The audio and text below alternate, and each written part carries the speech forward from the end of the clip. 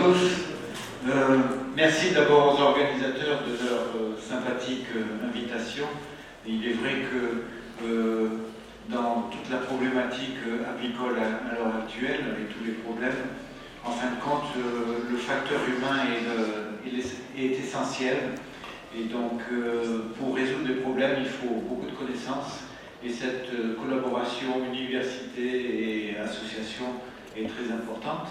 Donc on a déjà, c'est très bien que vous ayez une association professionnelle en Algérie. C'est très bien qu'il y ait, comme l'a dit notre collègue du Maroc, aussi, pourquoi pas, des collaborations horizontales entre le Maroc et l'Algérie. On peut même imaginer encore beaucoup plus loin, par exemple, que l'ANAB adhère à API Mondial, qui est la Fédération internationale d'apiculture, qui a 125 ans d'âge et qui a plus d'une centaine de pays au sein de cette fédération. Là aussi, il y a des scientifiques et des apiculteurs de toute taille, professionnels, beaucoup d'exposants. Donc ce genre de manifestation est importante et je pense que ça va être très instructif dans les jours qui vont arriver. Encore merci. Merci. Bien. Donc, je vais vous parler des 5 problèmes de l'apiculture mondiale. Il est évident que ça ne s'applique pas à tous les pays. L'Algérie a son propre contexte apicole et vous allez peut-être pouvoir retrouver certaines choses, peut-être pas, d'autres sont totalement inconnues encore dans votre pays. Et bien entendu, pour être positif, je ne vais pas parler uniquement des 5 problèmes, je vais parler de leurs solutions aussi. Voilà. Donc, avant d'aller un petit peu plus loin, je me permets de me présenter. J'ai eu l'occasion, en tant que consultant international en apiculture, pour faire des études de faisabilité, des suivis de projets, des évaluations de projets, etc., d'avoir la chance de travailler dans 134 pays pendant 25 années de ma vie en dehors de France, uniquement pour l'abeille, ce qui m'a permis de voir énormément d'exploitations apicoles, plus de 300, qui représentent plus de 800 ruchers visités, énormément aussi d'universités visitées un petit peu partout sur tous les continents, ainsi que des centres de recherche. Au niveau des 5 problèmes, ah oui, j'ai oublié de vous dire, le docteur Fanny Adjina, qui est sur votre programme, n'a pas pu venir. Donc j'ai la chance d'avoir deux slots, deux temps de parole. Ce qu'on va faire, c'est que je vais un petit peu développer un petit peu plus que normalement, et on va avoir une session de débat, questions-réponses. J'espère que ce sera très constructif. Au niveau des problèmes, on a surtout la mortalité anormale des colonies d'abeilles. Non seulement mortalité, mais aussi, pour celles qui ne meurent pas, un affaiblissement du cheptel. Pas partout, on le verra. L'adultération du miel, c'est un autre gros problème, et on pourrait même étendre le sujet et dire que c'est un problème aussi pour tous les produits apicoles. On a un problème d'adultération de gelée royale. Même au niveau du pollen, j'ai eu l'occasion au Pérou de voir du faux pollen, cycliste, fait à partir de patates et de colorants. Le troisième problème, c'est des lois de plus en plus strictes pour la protection du consommateur. Les politiciens et aussi les techniciens, etc., imposent des lois de plus en plus strictes, ce qui est très bien, mais des fois, on verra, ça influence les pratiques apicoles et la difficulté aussi des fois de mettre sur le marché et surtout d'exporter. Augmentation des coûts de production, c'est un sujet qui est brûlant aussi pour pas mal d'exploitations professionnelles, et de moins en moins de jeunes apiculteurs. Alors là, de ce sujet-là, il y a certains pays où ce n'est pas du tout un problème, où il y a énormément d'efforts de formation, d'éducation des jeunes apiculteurs, puis il y en a d'autres où il va y avoir un gros trou générationnel au niveau des apiculteurs, qui les jeunes ne veulent plus aller dans les ruchers. Bien, Donc, allons au premier problème, la mortalité anormale des colonies d'abeilles. Avant, on va dire de quelques pourcents jusqu'à 10% de mortalité annuelle, y compris les mortalités durant l'hiver, c'était, on va dire, normal. Si vous voyez bien, ici, en bas à droite, vous avez un rucher du temps de la colonisation en Algérie. Maintenant, ce qu'il y a, c'est que dans beaucoup de pays, on a plus de 30% de mortalité. Et c'est un grave problème parce que, d'une part, ça demande beaucoup plus d'efforts au niveau des agriculteurs pour maintenir leur cheptel, beaucoup plus de dépenses en achat d'essaims, de rennes, beaucoup plus de déplacements.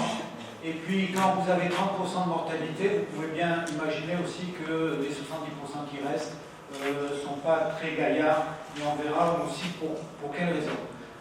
Toujours pareil, ça ne s'applique pas partout, il y a encore des paradis pour les abeilles, et même dans certains pays, des fois c'est en peau de léopard, c'est-à-dire que vous avez des régions où il y a des gros problèmes et puis d'autres où il y en a beaucoup moins. Mais hélas, tel qu'on voit les chiffres, ce n'est pas prêt de diminuer, et même ça augmente sur pas mal de continents.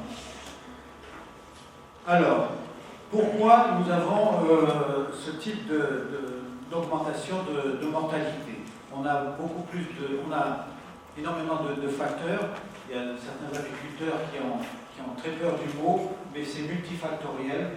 En fin de compte, il y a facilement 6, 7, 8 raisons pour qu'il y ait un peu plus de mortalité et parfois même des synergies entre ces raisons.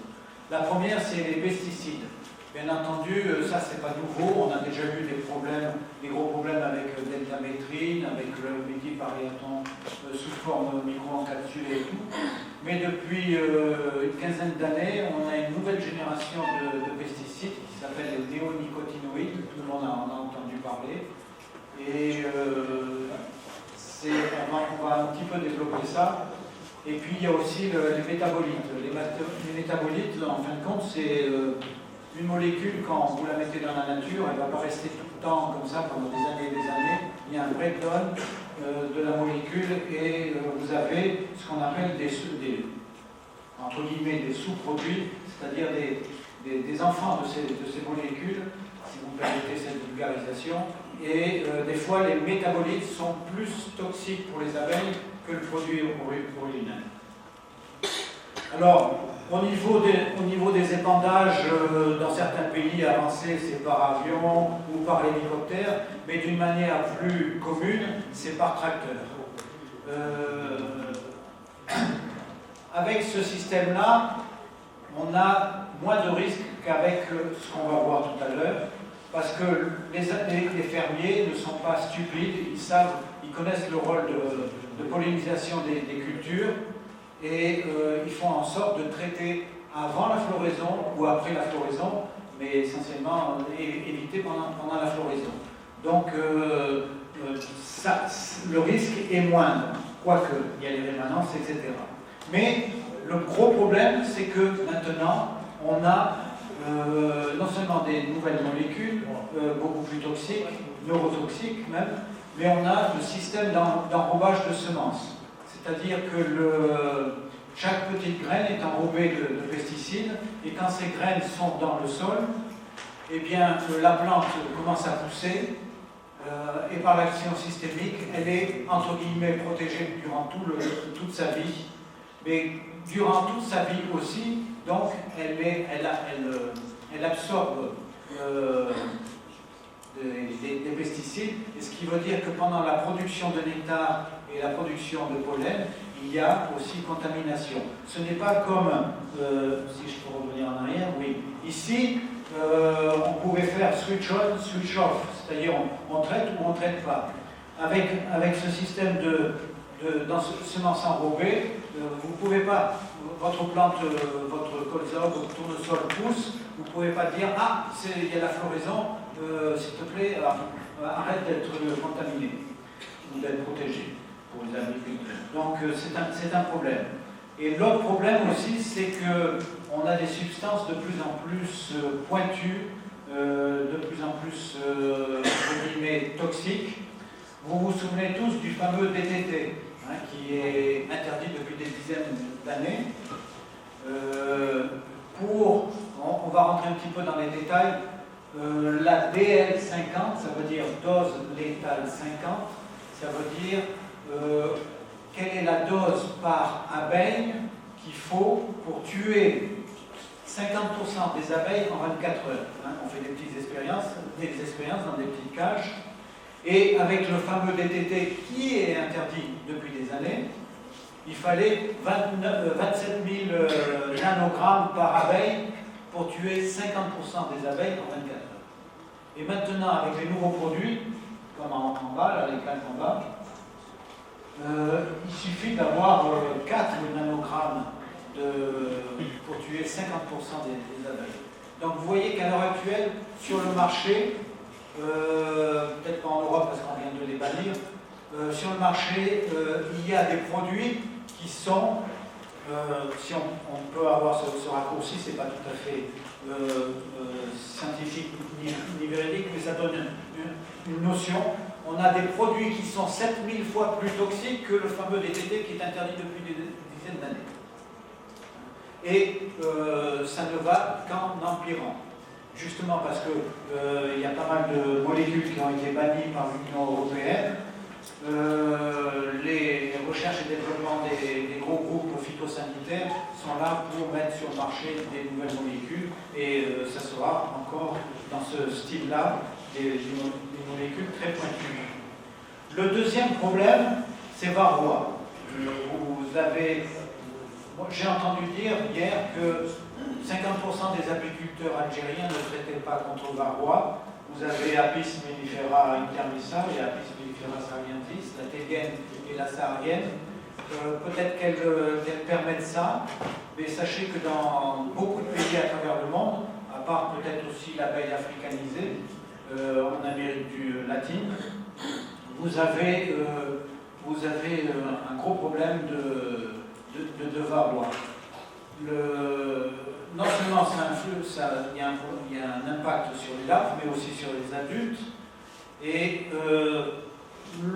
cet impact est en fin de compte moins important que l'autre impact. Il est vecteur aussi de pas mal de virus. Et donc les colonies en souffrent énormément. Par le fait qu'on traite énormément, on a aussi une contamination des cires. Et par le fait qu'il y ait beaucoup de mortalité, on a un problème aussi au niveau du pool génétique. Donc, le troisième problème sur le facteur pour les mortalités, les affaiblissements de colonies, c'est la biodiversité. Par le fait que nous avons des monocultures, on a des grandes étendues qui sont désherbées et on a de moins en moins le bol alimentaire des abeilles en termes protéiniques, en termes de ressources de pollen est amoindri. Et c'est un petit peu comme si j'allais vous donner du pain blanc à manger pendant 6 mois.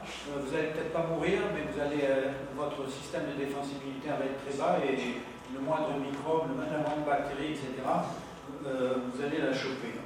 Donc avec les abeilles, c'est un petit peu pareil, et on se retrouve avec carrément des déserts verts dans certains endroits, et l'abeille a énormément de mal à survivre. Donc les solutions, c'est les nourrissements, les transhumances. Merci au glyphosate. Il y a aussi au niveau de la nourriture, les nouveaux produits de nourrissement. Les apiculteurs se contentaient de saccharose et de mélanger ça avec de l'eau et de faire du sirop et de donner ça aux abeilles pour les périodes de disette ou pour les stimulations. Je ne parle pas du troisième problème, c'est-à-dire allonger la sauce pour faire du miel, ça c'est interdit. Donc les nouveaux produits sont, comment dire, allez, on va dire complètement artificiels. Par exemple, il y a les high fructose corn syrup. Ce sont des molécules qu'on ne trouve pas dans la nature comme ça. Et donc le métabolisme des abeilles a énormément de difficultés pour pouvoir digérer tout ça. Vous avez remarqué, il y a une erreur là sur la photo. Quelle est l'erreur? Il y a un apiculteur qui est en train de nourrir avec un arrosoir. Ça, c'est une erreur. Il y a du sirop. Il y a une belle erreur. Il est en train de nourrir alors qu'il y a des hausses. Voilà. Donc, l'impact sur le métabolisme. Il y a aussi certains produits, on a vu qu'on avait des fois des mortalités à cause de ces sirops artificiels. Il y a quelques années en Belgique, il y a eu une production une commercialisation d'un sirop très riche en HMF et ça a bousillé l'écologie. Et puis des possibles traces de pesticides aussi. Quatrième facteur des mortalités anormales des abeilles, c'est la conduite des ruchers. Vous avez certains pays, comme ici aux États-Unis, où les abeilles sont transportées jusqu'à 17 000 km, voire même plus, par an. Il y a quelques études qui commencent à sortir au niveau scientifique sur le stress des abeilles par rapport à ça. Il y a aussi la concentration sociale. Ici, par exemple, vous êtes en Turquie sur les fameuses le miellat de pin, et vous avez jusqu'à 10 000 ruches au même endroit. Donc vous pouvez imaginer que c'est l'endroit parfait pour tout ce qui est transmission horizontale de maladies, de parasites, etc. Alors, pour reprendre un petit peu le coup du pain blanc, c'est comme si dans cette pièce, on est peut-être 150 ou 200 aujourd'hui, c'est comme si on allait mettre 2000 personnes, toutes droites comme ça, etc. Eh bien, cette concentration sociale favoriserait les maladies, et c'est pareil pour les hommes. Commerce international des reines et paquets d'abeilles. Parce qu'on a de plus en plus de mortalité, et que les apiculteurs rechignent, certains, à diviser leur ruche de production qui reste pour pouvoir rétablir le nombre de ruches, ils achètent des reines, des paquets d'abeilles à l'extérieur. Et quand je dis à l'extérieur, c'est vraiment des fois très loin, même de l'autre hémisphère. Et c'est un bon vecteur aussi de nouvelles maladies, parasites, virus, etc. Usage prophylactique annuel des antibiotiques. Oui, pour revenir à ce problème, il y a des fois aussi des abeilles qui sont importées, dont les rythmes biologiques ne sont pas du tout adaptés aux biotopes locaux. Il faut les nourrir encore plus, et mettre encore plus d'intrants, les soigner encore plus. C'est toujours un cercle infernal. Il y a certains pays, comme aux États-Unis par exemple, où on utilise des antibiotiques à titre préventif. En Europe, maintenant, c'est tolérance zéro, mais dans certains pays, on continue, et ça, c'est un très bon moyen pour aller tout droit vers l'antibiorésistance et avoir des problèmes par la suite. Les Néo-Zélandais, par exemple, ont trouvé une solution.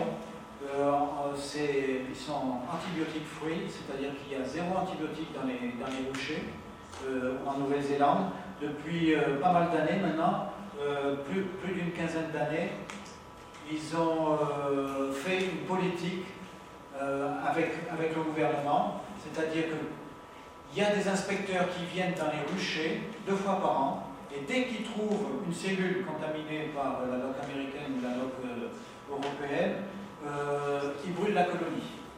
Donc il y avait quelques frais, bien sûr, parce qu'il fallait les rembourser, mais ça coûtait moins cher que, en fin de compte,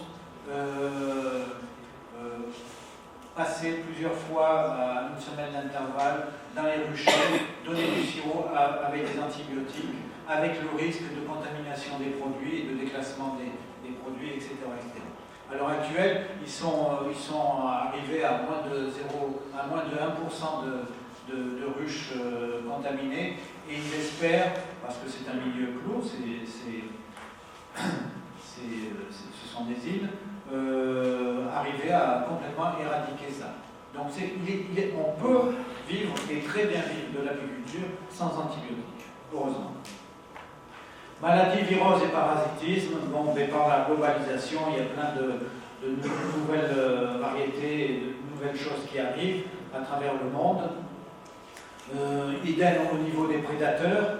Depuis 2004 en France, et maintenant ça a débordé les frontières françaises, on a le frelon asiatique, l'Espa velutina, qui adore prendre les abeilles à la sortie des ruches, leur couper la tête, leur couper l'abdomen, garder le thorax parce que c'est riche en muscles, donc riche en protéines, et ramener ça à leur nid.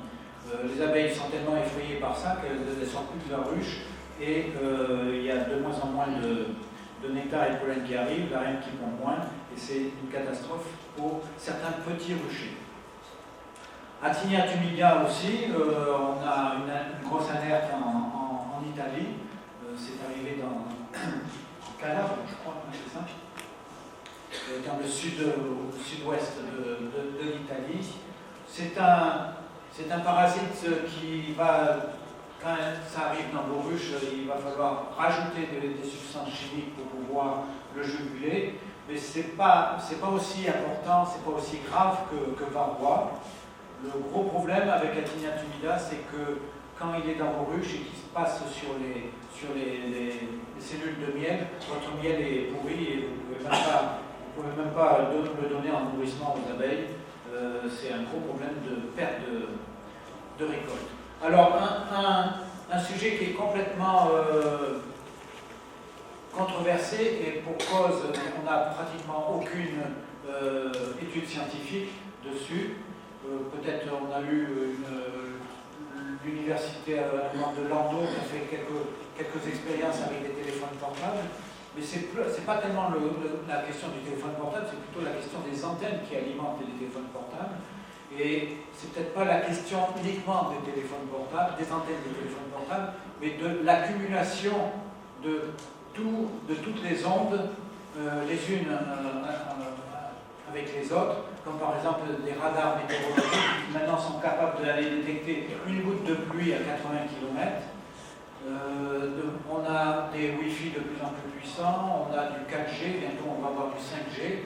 Est-ce que cela a une influence sur le petit GPS des abeilles? On ne sait pas encore, mais bon, la question est bonne. Contamination de la cire. On a vu qu'avec varroa, il fallait traiter. Donc, vous avez énormément de différents produits qui s'accumulent petit à petit dans la ruche, plus spécialement dans la cire. Et quand vous avez fait tous ces traitements avec différentes molécules, les vieux rayons, une fois que vous les emmenez chez le cirier pour faire de la cire, eh bien, les feuilles de cire sont contaminées. Le gros problème, c'est qu'on a un petit peu comme, je ne sais pas si vous vous souvenez, pour combattre les mouches, on avait des plaquettes Dracona. C'est tout juste si on ne met pas des plaquettes Dracona dans les ruches pour le développement des abeilles.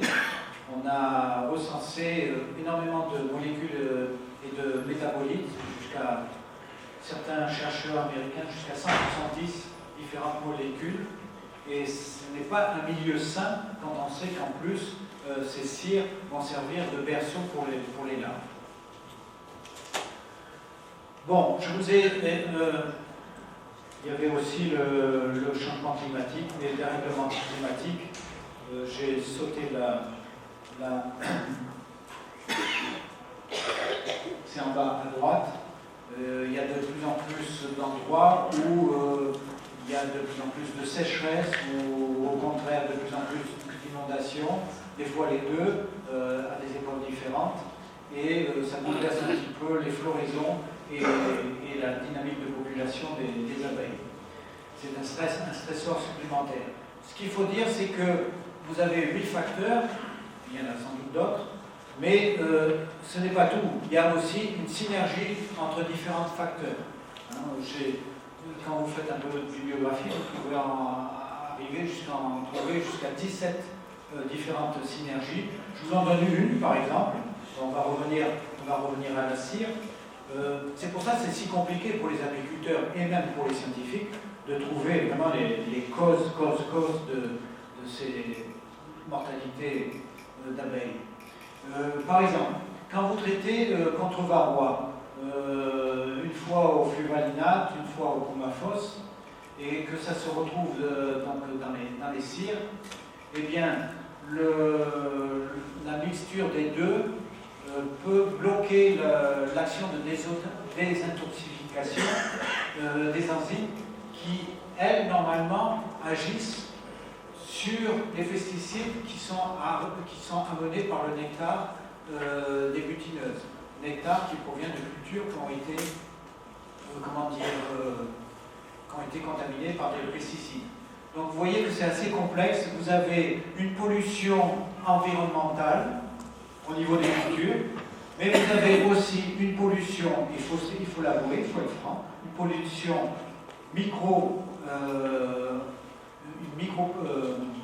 micro-locale de la ruche faite par les agriculteurs. Donc il y a une pollution faite par les agriculteurs, une pollution faite par les industries, une pollution faite par les agriculteurs, et des fois, ces deux-là, vous voyez, il peut y avoir des synergies néfastes. S'il fallait hiérarchiser, on a donc nos 8 facteurs. Eh bien, les plus importants, en fin de compte, c'est les 3 premiers. Et on peut dire que varroa et pesticides font partie vraiment de la problématique moderne des exploitations agricoles, que ce soit aussi bien pour les amateurs, les semi-professionnels que les professionnels. Et on s'aperçoit qu'au niveau des pesticides, il y a des études récentes qui ont prouvé que, ce soit par pulvérisation ou non, il y a 30% des pesticides qui en fin de compte se retrouvent dans l'air ambiant. Donc on a une contamination aussi de certaines zones où il n'y a pas de culture, de monoculture intensive, mais il y a, par les courants aériens, dans certaines vallées, etc., des dépôts et des contaminations. Donc c'est global et c'est très inquiétant. Bon, inquiétant, mais il y a quand même des solutions. Et les solutions, il faut vraiment les prendre à bras le corps. Et la première des solutions, c'est des meilleurs critères et méthodes pour l'homologation des nouvelles molécules. Jusqu'à présent, c'était une grosse plaisanterie, une énorme plaisanterie. Vous savez que les firmes phytosanitaires comme Bayer, Syngenta, BASF, etc., parce que les gouvernements n'ont pas assez de moyens financiers, techniques, voire humains, ce sont les firmes phytosanitaires qui apportent leur propre dossier scientifique pour pouvoir homologuer leurs molécules, pour qu'ils puissent obtenir une AMM, autorisation de mise sur le marché. Donc, grosso modo, ils sont juges et partis un petit peu. Donc, c'est facile de falsifier un petit peu les dossiers de façon à pouvoir avoir plus de liberté pour mettre des molécules sur le marché. Donc ça, c'est une vaste blague. Il faudrait en plus, les commissions psycho qui analysent ça n'ont pas les moyens. Il faudrait avoir des laboratoires indépendants. Mais ce n'est pas simplement une question de politique, de structure, c'est une question aussi de méthode et une question de matrice, de substrat, etc. On a, jusqu'à présent, les BL50 et tout se faisait sur des dilutions de miel contaminé, etc. Mais il faut tenir compte aussi du pollen, et du pollen stocké, hein, que les abeilles reprennent, et de façon à en faire une bouillie pour nourrir les larves. Donc, tout ce qui est intoxication non aiguë, mais chronique, n'était pas prise en compte jusqu'à présent, ou très peu. Les exudats aussi. Vous avez les nectars qui produisent donc du nectar presque à 100%, c'est toujours à l'intérieur des corolles des fleurs, mais vous avez aussi des exudats. Et il y a certaines études scientifiques qui montrent que ces gouttes d'exudats contiennent jusqu'à 100 fois plus de pesticides que le nectar sur la même plante. Donc il faut tenir compte de ça. Il faut tenir compte des métabolites, c'est-à-dire qu'on homologue une molécule mais on se moque complètement de ce qu'elle va devenir dans 6 mois ou dans un an. Elle peut être bien plus dangereuse, comme je vous l'ai déjà dit.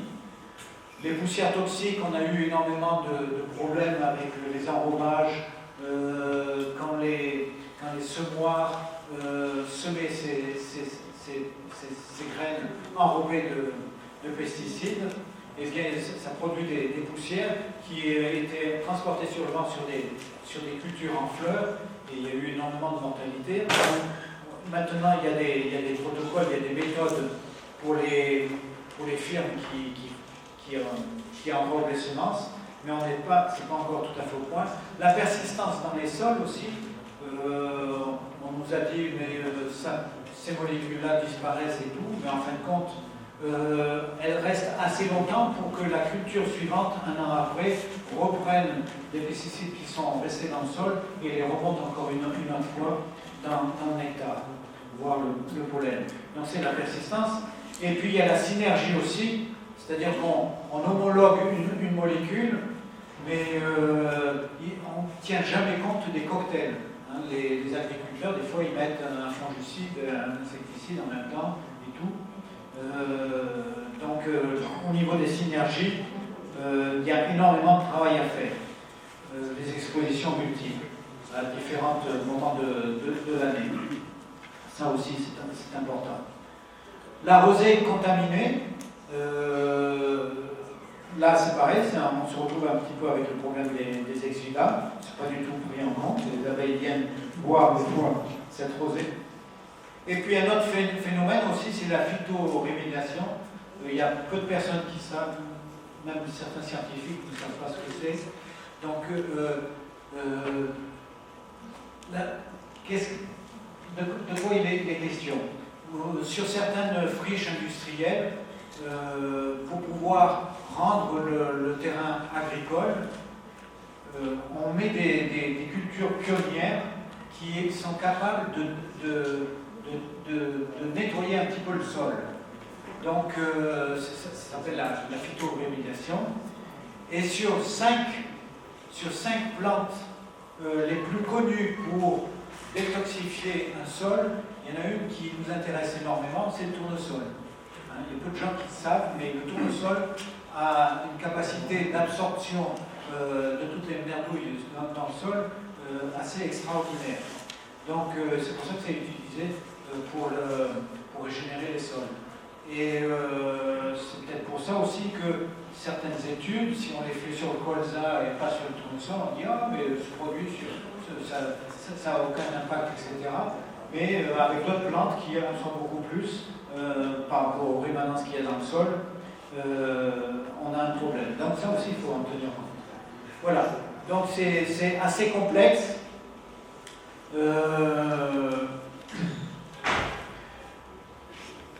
Oui, bien sûr, il faut baser les études aussi sur, pas simplement sur la pulvérisation, mais sur les arrobages. Les expositions varient selon les âges et les castes aussi.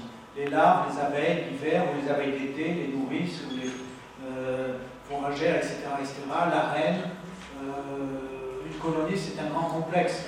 C'est pas simple. On ne va pas faire une expérience de toxicité d'un produit uniquement en prenant quelques abeilles et puis basta. Non, il y a toute une vie et il faut tenir compte de tout cet ensemble. Les toxicités, peut-être que la LDL50 sont à revoir, etc. Les effets sublétaux, les pertes de faculté d'apprentissage, d'orientation, de danse, de thermorégulation. On voit que certains neurotoxiques ont même une influence sur la respiration des abeilles, etc. Donc il y a énormément à faire. Et si on arrive à mettre en place tous ces critères dans les procédures d'homologation, ben vous allez voir qu'il y a beaucoup de produits qui ne vont plus passer le filtre. Et donc, ça serait un plus quand même pour nos insectes, et pas que les insectes. Et puis les études, comme je vous l'ai dit, doivent être effectuées par des laboratoires indépendants et non par les entreprises phytosanitaires elles-mêmes. Cela va de soi. Et apparemment, on n'a pas compris ça depuis des dizaines d'années. Alors, si vous voulez être riche, abandonnez le secteur apicole. abandonner vos abeilles et essayez de trouver le moyen de décontaminer les cires. Si vous trouvez le moyen de décontaminer le cire et que vous déposez un brevet, vous allez être très riche. Parce que ça, c'est un très gros problème. C'est tellement un problème que au niveau du cahier des charges en agriculture bio, on est en train de penser à comment faire pour réécrire le chapitre sur les cires, parce qu'on a de moins en moins de possibilités de trouver des cires pures, même d'aubergines.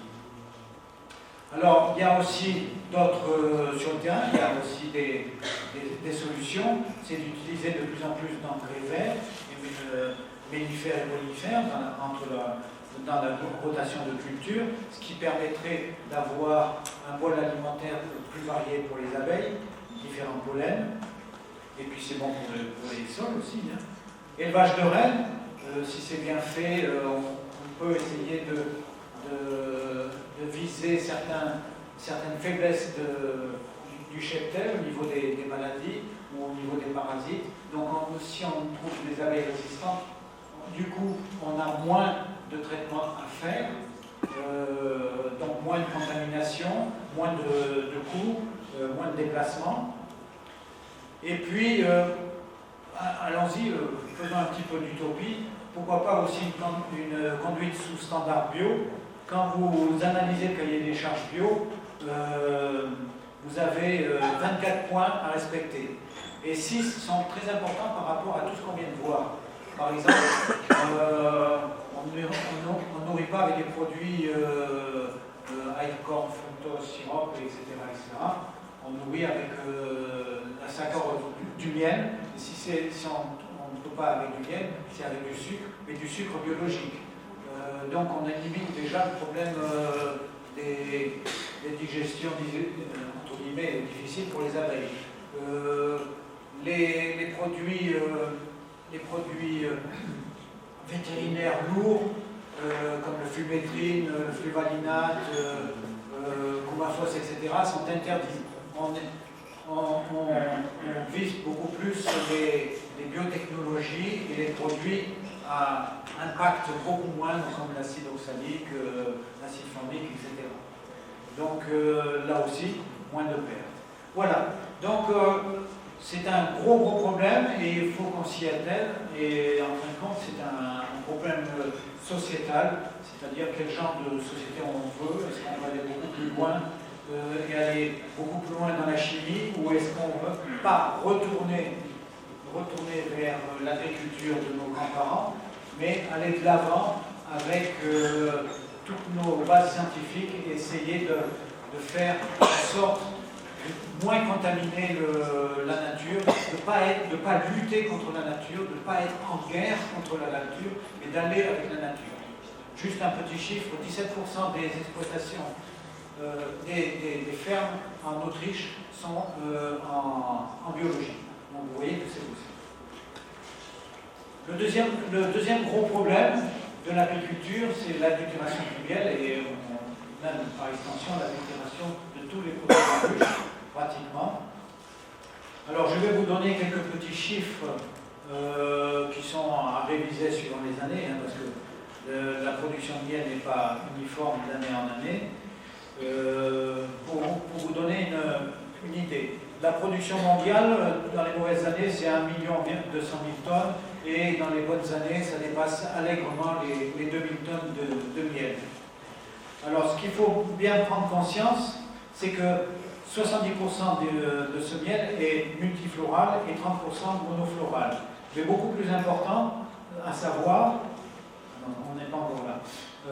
Oui, de toute cette production, vous avez 67% qui passe par le circuit long et 30%, un tiers directement du producteur au consommateur. Et ce qui est intéressant de savoir, c'est que 50% de cette production, de ces 2 millions de tonnes, ça vient uniquement de 6 endroits différents à travers le monde. Vous avez la Chine, 16%. Vous avez l'Argentine, 12%, les États-Unis, 7%, je crois que c'est en train de baisser, l'Ukraine, 6%, la Turquie, 5%, le Mexique, 4%, Et on voit que la Chine a une très grande capacité de production. Mais on n'est pas sûr que ce soit une capacité de production de miel. Peut-être une capacité de production de faux miel aussi. Parce que le nombre de ruches n'a pas augmenté, mais le tonnage a énormément augmenté durant ces dernières années. Miel à l'export, 25% de la production mondiale va à l'export, c'est 300 000 tonnes. Les principaux exportateurs, c'est la Chine, avec 200 000 tonnes, voire plus. Alors, il y a le vrai miel, bien sûr, mais il y a aussi le miel adultéré.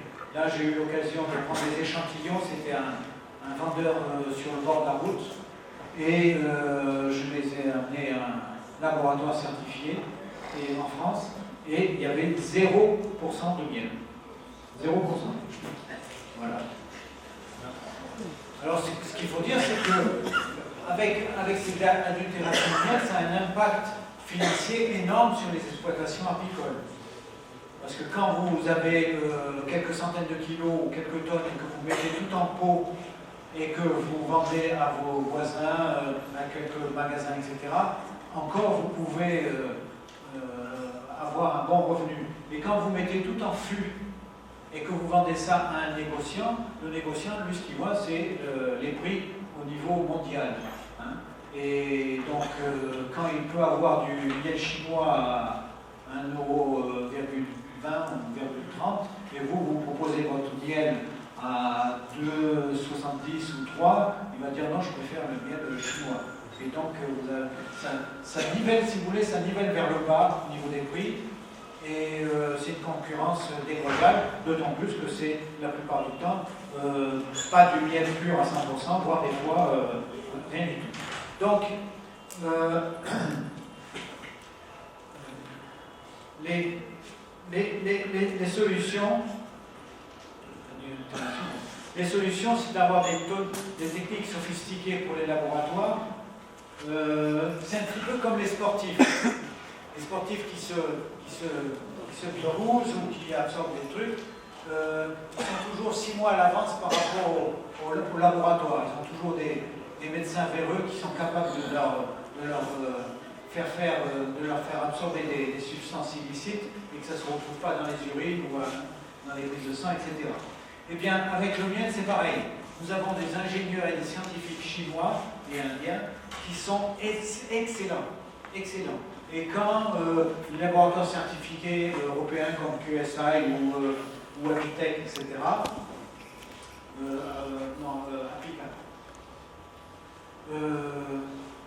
quand ils découvrent que la conductivité électrique est anormale, ou que le taux de levure, ou que ceci, ou que cela, aussitôt ils corrigent. Ils corrigent, et c'est très, même avec des appareils à résonance magnétique, etc., qui coûtent des centaines de milliers d'euros, on peut dire qu'il y a encore du miel frelaté qui passe à travers les mains. Alors, le respect des lois et application des peines, ça c'est important, la peur du gendarme. Là. Parce qu'il y a certains pays où, moi souvent quand je vais faire des missions à travers le monde, j'étais par exemple en Angola dernièrement ou au Pérou, je suis à l'hôtel, au petit déjeuner, une petite barquette de miel, je suis avec les responsables de la filière apicole locale, on mange le miel, c'est pas du miel, c'est du sirop, pur sirop. Je leur dis, mais qu'est-ce que vous faites contre ça? Ah oui, mais le gouvernement il ne suit pas, ni quoi que ce soit, ou on n'a pas les lois, on a signé le codex alimentaire russe, mais ça ne va pas plus loin, etc. Donc il faut, pour l'adultération, on a bien vu avec M. Picard que les fraudes et utiliser le service des fraudes est un outil très important de façon à pouvoir préserver une appellation, mais sans appellation, pour pouvoir préserver le miel tout court, on peut faire appel aussi aux fraudes. Participation des associations apicoles pour le ramassage d'échantillons aléatoires. Dans certains pays, vous avez le service des fraudes qui va dans les supermarchés ou dans les foires, etc., dans les marchés, prendre des échantillons d'une manière aléatoire et faire des prélèvements, dans certains pays pas. Donc il faut que ça peut être remplacé par les associations, et les agriculteurs ils payent ce ramassage, et ils payent les analyses, et ils payent les avocats pour aller un petit peu plus loin et préserver leurs produits. Information du grand public via les médias, ça c'est essentiel. C'est un double tranchant aussi. Il ne faut pas effrayer non plus les consommateurs des produits agricoles. Alors on va maintenant au troisième problème, c'est des lois de plus en plus strictes. Alors on a vu hier avec les labels, on a différents étages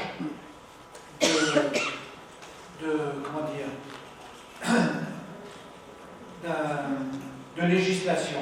La toute première, il y a plus de 190 pays qui ont signé le Codex Alimentarius. C'est un gros bouquin qui est édité par à la fois la FAO, c'est-à-dire l'agriculture au niveau de l'ONU et aussi le service de santé, l'OMS. Et chaque produit alimentaire est défini. Il y a plusieurs articles sur que ce soit la tomate de ceci, que ce soit la viande de cerf de ceci, que ce soit etc. Et pour le miel, vous avez quelques pages sur le miel. Et le premier article, c'est le miel est une substance récoltée par les abeilles sur les nectaires ou sur les excrétions d'insectes, sans aucune soustraction ou aucun rajout. Là, c'est une définition tout à fait claire et nette. On ne fait aucun rajout. Donc ça c'est important. Au niveau régional, par exemple au niveau européen, on a la directive miel qui est un petit peu plus stricte. Par exemple au niveau du HMF, on n'est pas à 80 mg mais on est à 40, un exemple parmi d'autres. Et puis au niveau national, suivant les pays, on peut avoir des choses de plus en plus strictes et de plus en plus serrées, jusqu'à des labellisations comme le miel de Provence, qui font que en bout de chaîne, on a un produit d'une qualité supérieure et donc on va pouvoir commercialiser à un meilleur prix.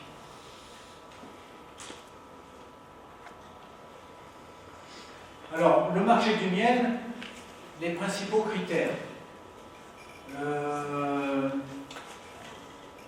Avant, c'était surtout la couleur, le goût, le pourcentage en eau, le ratio fructose-glucose qui est un des ingrédients majeurs de la détermination de la cristallisation. Demain après-midi, je vais faire un speech sur ça. Le type de cristallisation, le niveau de diastase et le prix. Okay, ça, c'était avant. Maintenant, quand vous avez un gros négociant qui veut vous acheter un conteneur avec des fûts de miel, etc., et bien, ce qu'il demande, c'est des résidus, c'est des analyses. Et non seulement il les demande, mais en plus, il vous demande des échantillons, il va faire lui-même ses analyses. C'est très important parce que il y a beaucoup de pays qui ont maintenant une législation stricte, par exemple au niveau des antibiotiques et personne ne pourrait se permettre de mettre des gros tonnages de miel avec des contaminations. Et donc, c'est l'élément principal. Après, on va discuter du prix. Bien sûr, il y a d'autres contaminations, le bois, la peinture, le zinc, les cheveux, la cire, les abeilles, etc. Et puis, la falsification dont on vient de parler. Mais ce n'est pas tout. Il y a aussi certains pays qui sont très à cheval sur le botulisme infantile, avec la présence de cette bactérie dans le miel, les antibiotiques légaux, les antibiotiques illégaux, chloramphénicol, vous vous souvenez du problème en 2002 avec la Chine, les alcaloïdes. Alors, on s'est aperçu qu'il y a certaines régions du monde qui produisent des miels avec un haut taux d'alcaloïdes. Par exemple le nord d'Argentine. Et c'est une histoire un peu spéciale, le coût des alcaloïdes. On va parler du terrorisme des laboratoires tout à l'heure. Je vous donne un exemple là tout de suite avec les alcaloïdes. En Allemagne, vous avez dans une administration, à un certain étage, vous aviez au niveau vétérinaire une femme responsable qui avait des problèmes avec ses propres chevaux. Et à force d'investigation, etc., elle s'est aperçue que les mortalités de chevaux, etc., étaient dues à un taux élevé d'alcaloïdes dans l'alimentation, les petits bouchons de luzerne, etc., qu'on donnait aux chevaux. Donc elle a vraiment affolé tout le monde et elle a affolé tous les bureaux de son couloir et compagnie. Et les gens qui s'occupaient du miel ont commencé à dire eh, tiens, il y a peut-être des alcaloïdes dans le miel, etc. Il y en a, c'est tout à fait naturel. Et ils se sont aperçus que dans certains endroits du monde, le taux était élevé. Donc ils ont voulu rajouter ça comme critère. Et si vous voulez, les laboratoires foncent tête baissée dans ce genre de contexte. Parce que pour eux, une analyse physico-chimique ou mélisso-panénologique, c'est-à-dire avec le pollen, ça coûte le temps. Mais si on rajoute les antibiotiques, si on rajoute les pesticides, et puis si on rajoute les alcaloïdes, eh bien l'analyse d'un échantillon de miel, ça ne sera pas 40 ou 50 euros, ça en sera 170, 200, et c'est tout bénéfice pour eux, vive le marché. Donc ils forcent aussi un petit peu là-dessus, et ils font du lobbying au niveau donc, parlementaire et tout, de façon à faire passer des décrets, des machins, et ça c'est pas mal. On a eu toujours pareil au niveau de l'Allemagne, le problème d'un apiculteur qui avait des pollens OGM, etc. Et on a eu une grosse phase de discussion pendant quelques années en Europe à ce sujet-là. Donc, mais c'est sans fin. Dans le futur, les nouvelles générations de pesticides à trouver dans le miel, les nanoparticules, l'industrie utilise de plus en plus de nanoparticules, on va s'apercevoir que il peut y avoir des risques sur la santé humaine, donc on va faire des analyses de nanoparticules dans le miel, les substances radioactives, il n'y a pas que Tchernobyl et Fukushima, et quoi d'autre. Donc, si vous voulez, c'est un problème pour l'agriculture et c'est un problème aussi pour les consommateurs. Donc il faut qu'on résolve un petit peu tout ça. Donc au niveau de l'agriculture, il faut la participation des grandes instances apicoles à toutes les grandes décisions. Parce que souvent, les grandes décisions sont faites par des fonctionnaires qui n'ont jamais ouvert une ruche. Donc, et qui peut-être même n'ont jamais goûté du miel, ou ils n'aiment pas ça. Donc il faut participer à ça, il faut que le monde apicole soit représenté, il faut qu'il y ait un développement d'un code éthique entre les producteurs, les laboratoires, les distributeurs, les conditionneurs et les consommateurs, parce qu'à un moment donné, on ne peut pas lier les bras, enfin les poignets des agriculteurs et leur demander de ne plus rien faire. L'amélioration de la qualité des produits, bien sûr. Donc il y a les normes ASIP, les normes ISO, etc. Les guides de bonne conduite à respecter. Combattre le terrorisme des laboratoires et dénoncer d'éventuelles collusions avec les négociants, ce qui a été le cas. Voilà, donc ça c'est au niveau des lois de plus en plus strictes, c'est un problème de l'agriculture. L'augmentation des coûts de production, eh bien, on a vu que les laboratoires, l'essence qui est de plus en plus chère, le gasoil, les cires qui sont de plus en plus chères et difficiles à trouver plus, le bois, le matériel qu'on vous impose dans les mieleries en termes de guide de bonne conduite, tout en inox et compagnie, tout ça, ça fait une augmentation des coûts et c'est le quatrième problème du secteur agricole. Pas que du secteur agricole. Donc il faut revoir un petit peu, pour diminuer les coûts, il faut revoir la rentabilité des transhumances. Il y a des agriculteurs qui sont habitués à transhumer, mais s'ils mettent tout en termes comptables sur du papier, ils peuvent s'apercevoir qu'il y a peut-être certaines transhumances qu'ils peuvent éviter. Augmentation des... Alors quand on a un coût assez élevé à la ruche, eh bien pour diminuer le coût de production du kilo de miel, on a une solution, c'est que chaque ruche produise plus. C'est mathématique. Donc ici, par exemple, en Nouvelle-Zélande, moi j'adore la Nouvelle-Zélande, d'abord il n'y a que 4 millions d'habitants, on n'est pas les uns sur les autres, il y a une très belle nature, très diversifiée, il y a du manuka, donc le fameux miel de manuka qui est antibactéricide et qui se vend très cher. Et surtout, il n'y a pas d'antibiotiques et il y a des colonies qui sont en très bonne santé. De moyenne, on arrive à faire facilement 80 kg. Donc, vous voyez, plus on fait de kilos à la ruche, et moins le kilo de miel est cher. Adhérer aux coopératives d'achat de façon à diminuer les coûts quand on s'équipe. Revenir aux pratiques d'entraide pour pouvoir éviter les frais de main-d'œuvre, etc. Et des ruchers informatisés pour ceux qui sont les plus branchés, avec capteurs, de façon à connaître un petit peu ce qui se passe dans les ruchers quand on a transhumé à 200, 300 ou 400 km, de façon à intervenir que ponctuellement et efficacement, de façon à éviter des voyages inutiles, donc des frais. Voilà pour... et le cinquième problème, donc, c'est de moins en moins de jeunes agriculteurs. C'est pas dans tous les pays, mais dans certains pays c'est grave parce que dans les assemblées d'agriculteurs, on voit que des personnes âgées et des vieilles barbes, oui, blanches, si possible.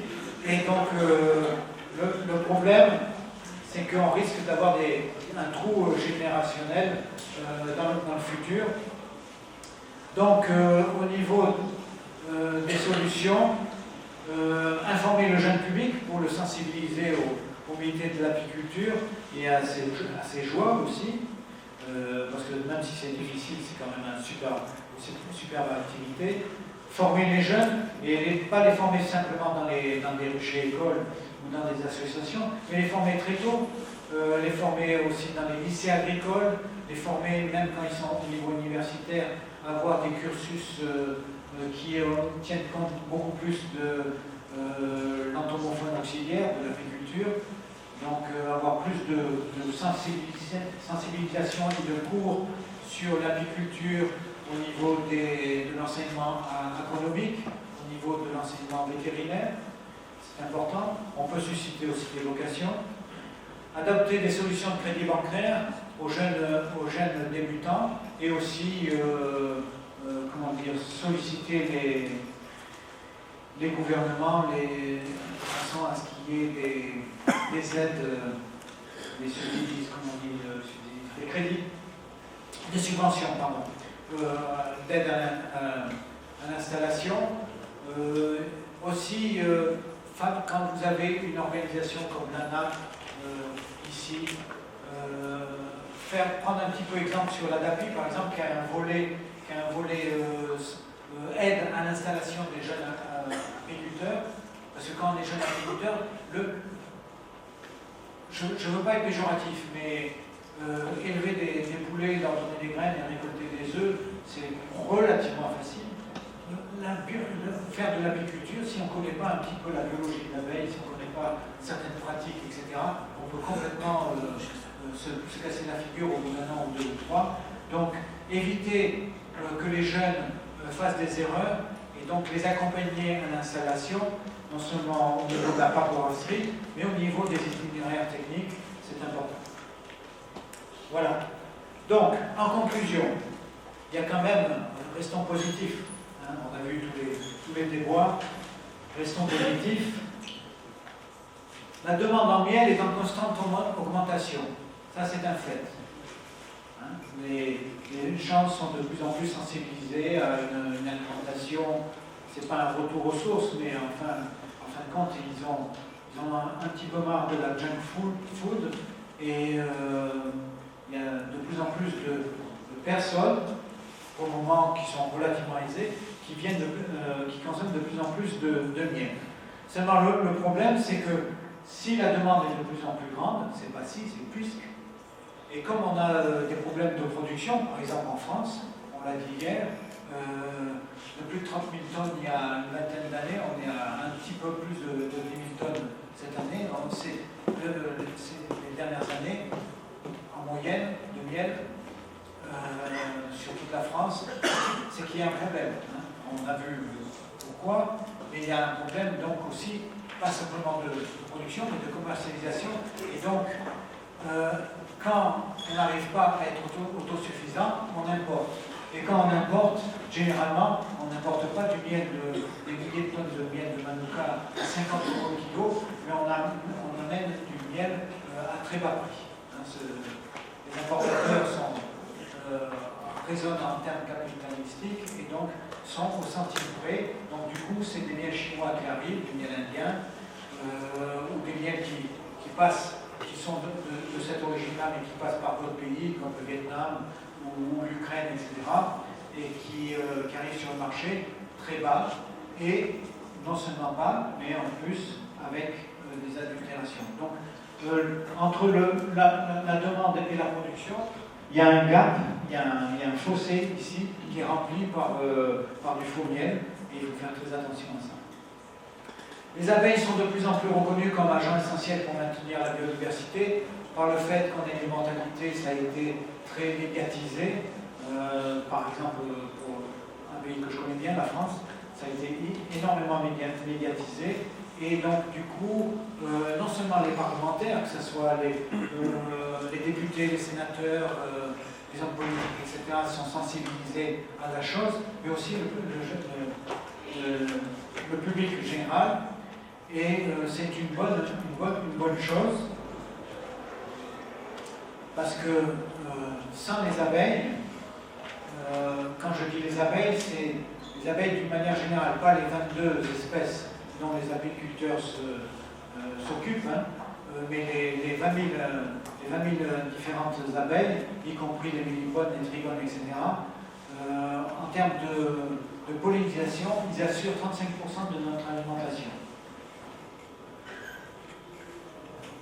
Et ça, c'est à destination des gens des instances gouvernementales. Quand l'abeille donne 100 dinars pour l'apiculteur, je vous dis un 100 dinars, en fin de compte, elle en rapporte 15 fois plus aux agriculteurs qui sont autour, par le phénomène d'augmentation de production grâce à la pollinisation. Non seulement ça, mais il y a aussi, voilà, ça pour vous dire, voilà un supermarché avec un monde avec des abeilles. Et le même supermarché avec un monde où toutes les abeilles seraient mortes. Vous voyez, je recommence. Avec les abeilles, sans les abeilles. Voilà, donc notre alimentation serait un petit peu triste, sans les abeilles. Alors, il y a aussi, on parle de pollinisation, on parle de 35% de l'alimentation, mais il y a quelque chose qu'il faut retenir aussi, c'est qu'elles ne vont pas que sur nos cultures à nous, d'alimentation humaine, elles vont aussi sur la flore sauvage, et donc c'est un excellent agent de sustainabilité, de maintien de la biodiversité par le butinage des fleurs sauvages. Donc si vous voulez un peu plus d'informations, vous avez des sites internet, apiculture.com, c'est facile à retenir, vous avez 7000 pages d'informations, vous pouvez aller un peu plus loin. Vous pouvez aussi aller voir un petit peu ce que les scientifiques donnent au niveau de leurs dernières études. Apimondia organise tous les 2 ans un grand congrès. Le prochain, ce sera au Canada, en 2019. Et puis en 2021, ce sera la Russie. Et puis, il n'y a pas que les congrès, il y a aussi des symposiats, des séminaires, des conférences comme ici. Et merci aux organisateurs, parce que c'est l'échange d'idées et de connaissances est primordial avant toute chose. Voilà, je vous remercie. Shukran, thank you. Et maintenant, on va passer au débat, aux questions-réponses, si vous le voulez.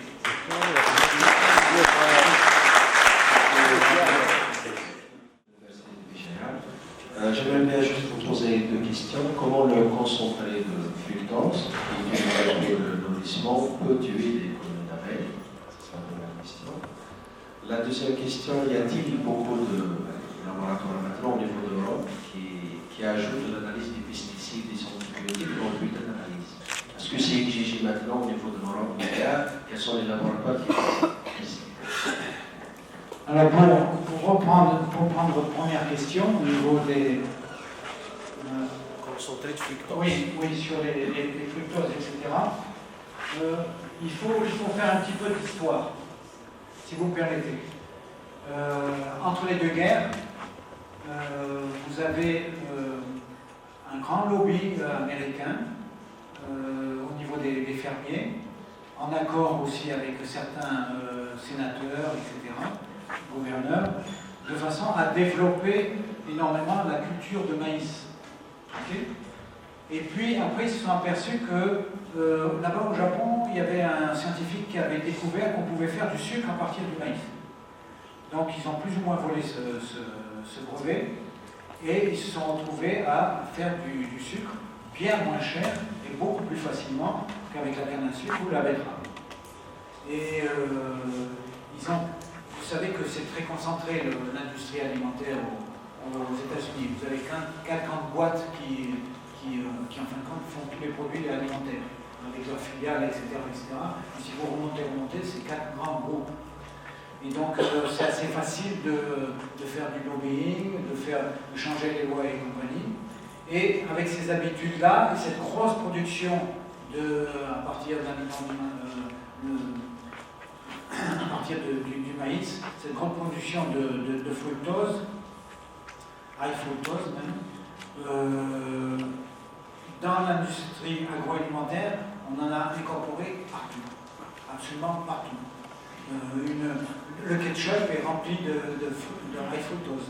Une boîte de conserve de haricots est remplie de high fructose, etc. Et on sait, il y a plusieurs, effectivement c'est multifactoriel aussi, le surpoids et l'obésité, mais on s'est aperçu que les courbes d'obésité vous regardez des films américains entre les deux guerres, et tout le monde est slim, tout le monde est mince. Hein. L'obésité, ça n'existait pas. On s'est aperçu que la courbe de l'obésité avait augmenté se calquait exactement sur l'incorporation de ces sucres qui on ne trouve pas au niveau dans la nature, c'est purement industriel. Et donc, ça a été encore beaucoup plus loin. Il y a eu une deuxième phase d'obésité encore beaucoup plus grande. C'est quand Coca-Cola a changé sa formulation. C'est-à-dire, ils ont, par souci, parce que les Américains sont comme ça, ils sont au centime près, quand ils se sont aperçus qu'en fin de compte, après expérimentation, le Coca-Cola avait le même goût, ils ont viré le saccharose qui coûtait assez cher et ils ont pris du high fructose. Et l'obésité a été encore beaucoup plus grande. Donc il y a un influx sur le métabolisme humain. Et je ne dis pas que le high fructose tue directement. Là. Et votre deuxième question, c'était les analyses. Oui, sur le.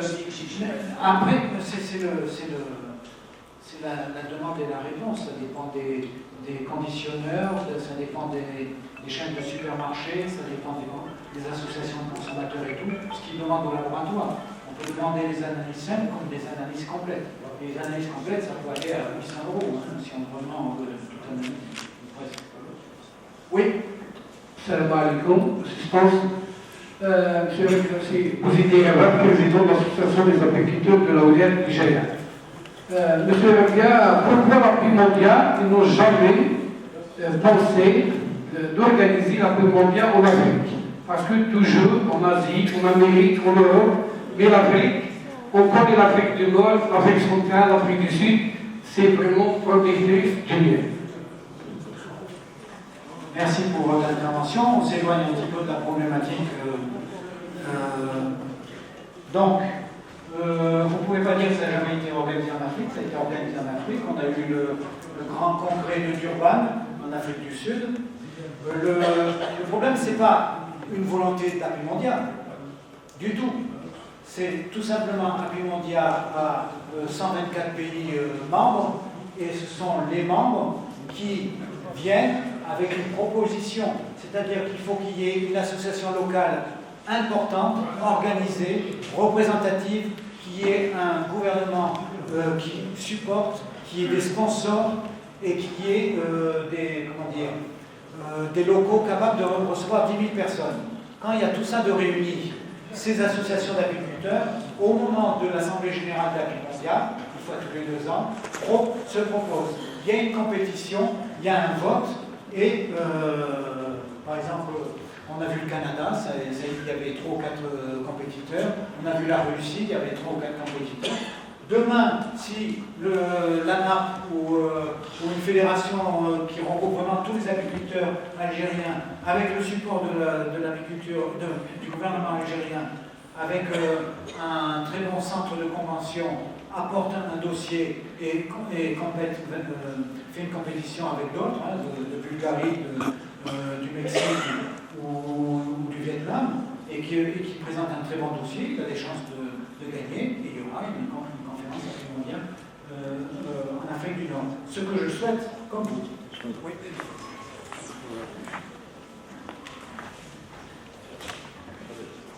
Je me présente, je m'appelle Chinan Santé, je suis de l'Institut technique des élevages à Alger. Voilà, j'ai juste 2 questions. Vous avez parlé des cires qui sont très contaminés, mais en contrepartie, vous ne parlez pas de l'effet des cires sur le miel. C'est-à-dire, est-ce qu'il y a des résidus à partir qui sont dans les cires et qui seront retrouvés dans les miels? La deuxième question, est-ce que par malchance, on parle beaucoup de miel chinois? Moi, j'ai eu la chance de visiter la Chine, j'ai côtoyé beaucoup d'apiculteurs, et j'ai vu comment ils travaillent, j'ai vu comment ils conditionnent le miel. Je ne sais pas, est-ce que c'est le miel qui fait défaut, ou c'est parce qu'ils ont une grosse part sur le marché international. Alors, pour la première question, est-ce que la contamination des cires va migrer sur le miel quand il est proposé dans les cellules? Je n'ai pas de réponse. Disons que ça ne va pas être une réponse scientifique que je vais vous donner. J'ai l'impression que c'est fort possible. Mais je n'ai pas de réponse. Donc, si dans la salle, il y a des gens qui ont une réponse, qui se manifestent. Pour votre deuxième question, qui a été déjà ah oui, la Chine. Eh bien, moi aussi, j'ai été une dizaine de fois en Chine et j'ai même travaillé avec des apiculteurs chinois. J'ai même fait du consulting auprès de grosses compagnies qui traitaient 15 000 tonnes de miel, etc. Ben, je peux vous dire que les Chinois peuvent faire du très bon miel. Mais qu'en majorité, 6 mois de l'année, les apiculteurs vivent sous la tente, dans leur rucher. Et là, il y a 2 problèmes.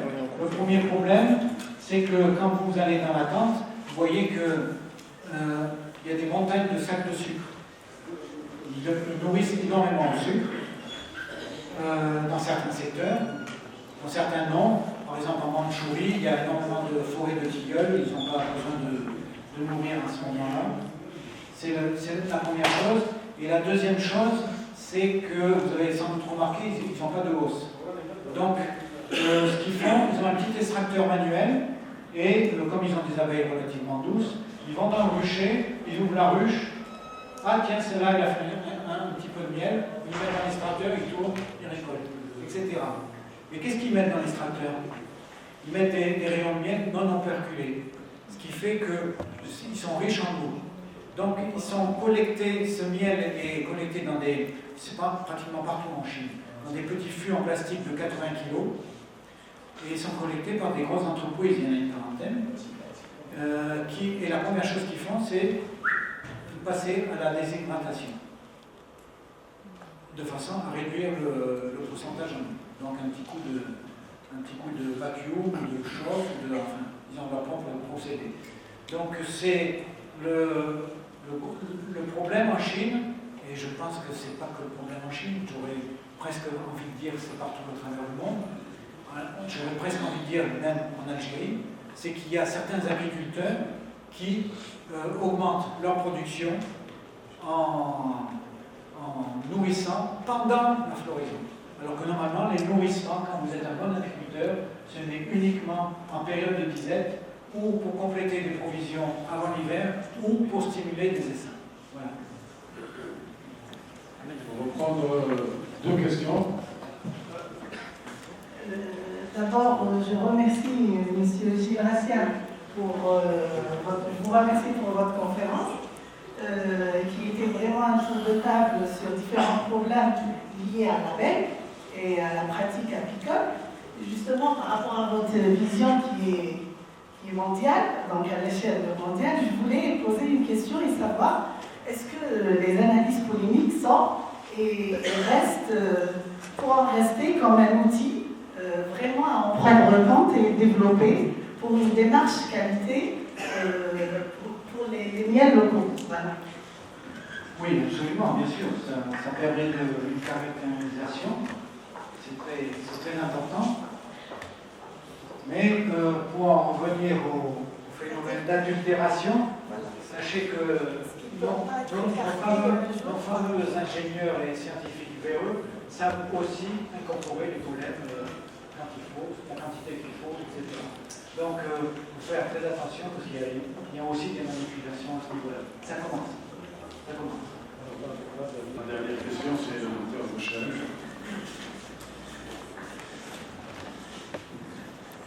Merci. Alors, docteur Boucharet, chercheur en apithérapie, apiculteur professionnel. La question, moi, je m'intéresse beaucoup aux produits synthétiques, c'est-à-dire le miel synthétique, la gelée royale synthétique. Maintenant, vous dites même le pollen synthétique. Et c'est ça qui m'intéresse le plus parce qu'en Algérie, on importe presque 70% de cire, presque 100% de gelée royale, la propolis, des miels. Est-ce que les pays en voie de développement, les pays sous-développés aussi, est-ce qu'ils ont les moyens de détecter les miels frauduleux ou le pollen frauduleux ou la gelée royale frauduleuse? Voilà. C'est la question que je vous pose. Voilà. Je vous remercie pour toutes les informations. Merci à vous. Vous savez, il n'y a pas que les pays en développement qui ont des difficultés pour tester les fraudes. Je vous en ai parlé. Ils sont assez doués. Quand vous avez des soupçons et que vous n'avez pas localement des laboratoires sophistiqués avec de l'équipement onéreux et des techniciens, des laborantins qui savent de quoi on retourne, et qu'il n'y a pas de normes ISO et qu'il n'y a pas d'harmonisation avec d'autres laboratoires et compagnie, eh bien votre solution c'est d'envoyer des échantillons à l'un des 4 gros laboratoires européens et essentiellement en Allemagne, Africa Intertech. Voilà, moi c'est ce que je ferais, tout simplement.